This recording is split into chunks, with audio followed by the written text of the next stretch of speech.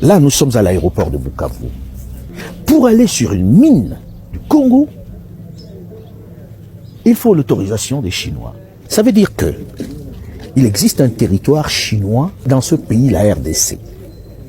Un territoire chinois tout simplement parce que personne ne sait ce qu'on produit dans ces mines-là, personne ne sait les quantités de minerais que l'on sort dans ces mines-là.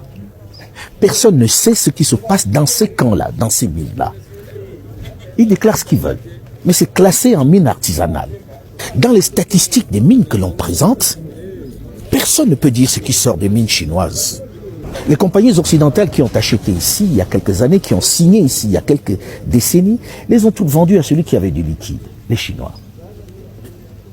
Aujourd'hui, si vous voulez visiter une mine, vous demandez l'autorisation en territoire congolais.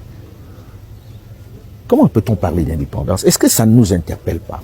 Les Chinois ont leur propre milice pour exploiter. Il y a des mines qui sont exploitées. Le plus proche de nous ici, quand vous allez dans Kaouzi-Biega, les Chinois sont en train d'exploiter. Je ne sais pas, ils ont l'autorisation de qui.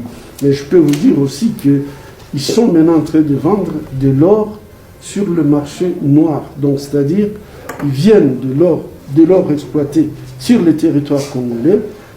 L'autorisation de qui, on ne sait pas, mais cet or est vendu sur le marché noir. Ça veut dire qu'ils ne paient pas de taxes, ils empochent leurs dollars et ils partent. C'est tout de même une autorité morale, une personnalité dont la probité ne fait pas débat, qui accepte tous les risques pour aider ses populations, ses compatriotes qui parlent.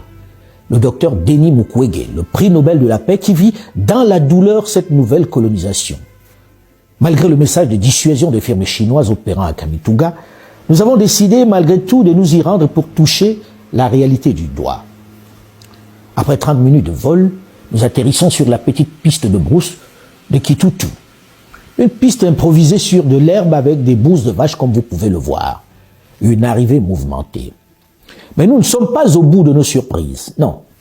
Les Chinois ont cassé le pont qui mène à la mine. Oui. Première surprise. Donc, pas moyen d'accéder à leur site. En plus, ces soldats qui sont venus nous attendre et qui travaillent pour eux n'ont aucun moyen de déplacement. Ils ne sont pas vraiment venus pour nous escorter. Seconde surprise. Oui. On est en train d'assister à quelque chose d'extraordinaire. Quelque chose de surréaliste. Quand on dit qu'on est indépendant, on doit quelquefois s'interroger si c'est vrai. Nous sommes à Kamituga. On est venu pour voir la mine. La mine est à moins de 30 km d'ici. Mine non autorisée, exploitée par des Chinois. Personne.